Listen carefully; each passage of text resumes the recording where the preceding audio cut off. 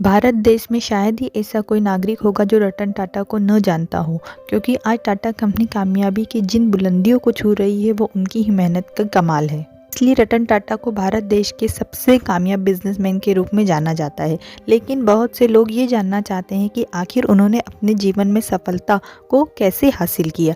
आज के इस खास वीडियो के माध्यम से हम आपको बताने जा रहे हैं रतन टाटा की सफलता के नियम, जिन्हें अपनाकर कोई भी इंसान अपनी मनचाही मंजिल को हासिल कर सकता है। सुबह जल्दी उठना।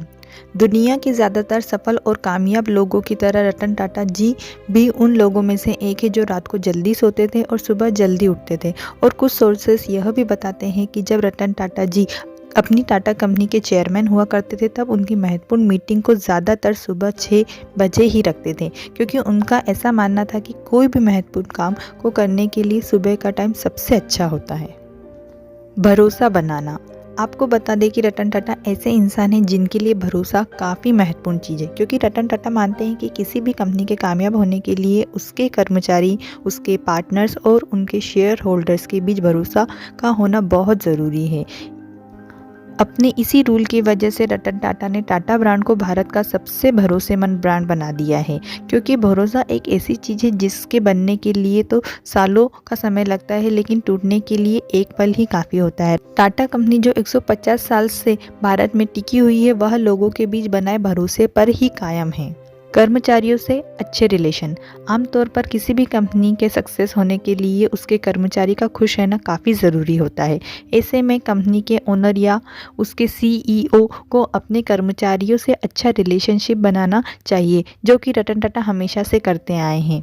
इससे कंपनी दिन दूनी और रात चौगुनी तरक्की करती है। कई बार रतन टाटा अपने कंपनी के छोटे से छोटे एम्प्लॉय के घर जाकर उनकी समस्या को सुलझा कर आए हैं, और पूरी दुनिया में रतन टाटा ही ऐसे शख्स है जो अपनी कंपनी के छोटे से छोटे कर्मचारी से बात करने में भी नहीं हिचकिचाते हैं। बड़ी सोच का होना। एक बार जब रतन टाटा जी से पूछा गया कि आपको BMW खरीदने में कितना समय लगेगा, जिस पर उन्होंने कुछ समय सोचने के बाद जवाब दिया 5 साल। रतन टाटा जी का यह जवाब सुनकर वह इंटरव्यूअर सोच में पड़ गया, और कुछ देर बाद उसने रतन टाटा जी से पूछ ही लिया कि आपको BMW खरीदने में इतना समय क्यों लगेगा। इसके जवाब में रतन टाटा जी ने कहा, BMW एक बहुत बड़ी कंपनी है जिसे खरीदने के लिए मुझे 5 साल का समय तो लग ही सकता है। यानी इंटरव्यू उनसे BMW कार खरीदने के बारे में बात कर रहा था, जबकि रतन टाटा BMW कंपनी खरीदने की बात कर रहे थे। उनकी इस बात से हम समझ सकते हैं कि हमें अपनी सोच हमेशा बड़ी रखनी चाहिए। अपने फैसले पर कायम रहना। मेहनत और लगन से काम करके ही अपने गलत डिसीजन को भी सही बनाया जा सकता है, और यह गुण हमें रतन टाटा जी के अंदर बहुत ही ज़्यादा देखने को मिलता है।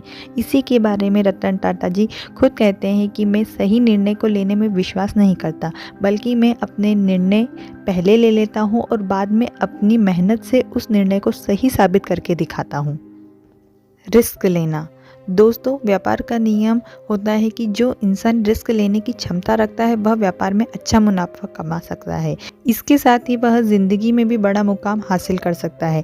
रतन टाटा जी कहते हैं कि अगर किसी भी बिजनेस को बड़ा करना है तो उसके ओनर को रिस्क लेने में ज़्यादा संकोच नहीं करना चाहिए, जब उसे अपने आइडिया पर पूरा विश्वास हो। विनम्र स्वभाव को रखना।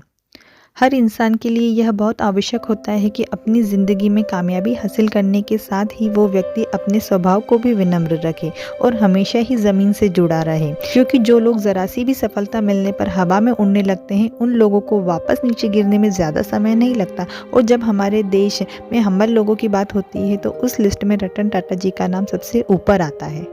शुरू से आत्मनिर्भर बनने की चाह। वे युवा अवस्था से ही अपने पैरों पर खड़ा होना चाहते थे और किसी पर बोझ नहीं बनना चाहते थे। इसलिए उन्होंने पढ़ाई के दौरान होटल में बर्तन मांजने से लेकर कई छोटे मोटे काम भी किए। फोर्ड से लिया अपमान का बदला। मैनेजर्स के सुझाव पर रतन टाटा की फोर्ड कंपनी के चेयरमैन बिल फोर्ड के साथ मीटिंग रखी गई। उस मीटिंग में बिल फोर्ड ने बहुत रूखा व्यवहार किया। उसने मीटिंग में कहा कि अगर आपको कार बनाना नहीं आती थी तो इतने पैसे क्यों इन्वेस्ट किए। उसने टाटा मोटर्स को खरीदने के लिए बेहद कम राशि का ऑफर दिया और कहा कि हम आपकी कंपनी खरीदकर आप पर बहुत बड़ा एहसान कर रहे हैं। इससे रतन टाटा का आत्मसम्मान चोटिल हो गया और वे डील छोड़कर चले गए। उन्होंने नए उत्साह से काम किया। इस तरह टाटा मोटर्स की गाड़ी चल पड़ी। प्रेमिका के लिए आजीवन कुंवारे रहे। अपने जीवन में आदर्शों को महत्वपूर्ण स्थान देने वाले रतन टाटा आजीवन कुंवारे रहे और इसकी सिर्फ और सिर्फ इतनी सी वजह थी कि उन्होंने जिस लड़की से प्यार किया था उससे वादा किया था कि मैं शादी करूंगा तो सिर्फ तुमसे, किसी और से नहीं। किसी कारणवश उसने गुस्से में किसी और से शादी कर ली। रतन टाटा को जब यह बात पता चली तो वे बहुत दुखी हुए, पर चूंकि उन्होंने अपनी प्रेमिका से वादा किया था कि अगर मैं शादी करूंगा तो सिर्फ तुमसे